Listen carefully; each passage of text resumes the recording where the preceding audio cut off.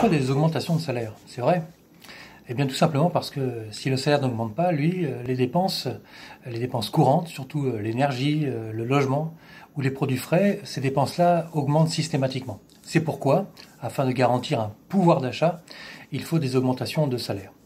Pour autant, tous ceux qui ont été confrontés à cette problématique, que ce soit au niveau individuel ou au niveau des négociations annuelles obligatoires, savent que les patrons, et par exemple le patron de la Poste en ce moment, sont un petit peu difficiles à convaincre, tandis que les salariés qui sont sur le devant de la scène ont été reconnus comme vraiment des gens indispensables, surtout dans cette année 2020 où il a fallu travailler souvent plus et dans des conditions souvent dégradées. Pour autant, ces personnes indispensables, on refuse aujourd'hui de les rémunérer mieux, alors même que leur charge de travail et leurs conditions de travail se sont dégradées.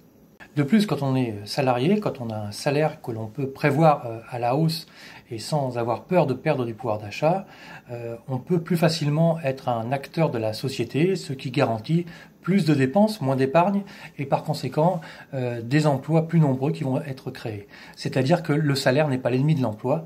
Le salaire, c'est ce qui permet à chacun de se sentir bien, de se sentir en sécurité et donc de faire partie d'une société où il y a à la fois une reconnaissance du travail fourni mais aussi une solidarité pour les périodes de la vie où on ne peut pas travailler. Augmenter les salaires, c'est aussi garantir ce qu'on appelle l'attractivité de l'entreprise ou du groupe, c'est-à-dire que ça va donner envie à ceux qui sont aujourd'hui en train de rechercher un emploi de venir travailler dans le groupe La Poste ou dans une de ses filiales. Pour cela, il faut que les conditions de travail et notamment la rémunération soient attractives.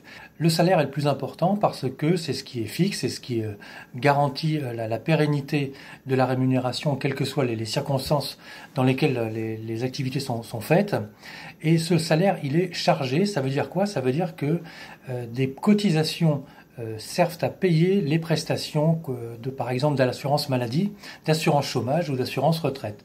En clair, plus le salaire est élevé, plus on cotise à l'assurance maladie ou à l'assurance chômage, à l'assurance retraite. Et donc plus il y a de salariés, et plus il y a de salariés qui sont bien payés, mieux sont achalandés ces régimes spéciaux, ces régimes qui servent justement donc à garantir quelque chose quand on est malade, quelque chose quand on est au chômage ou quelque chose quand on est à la retraite.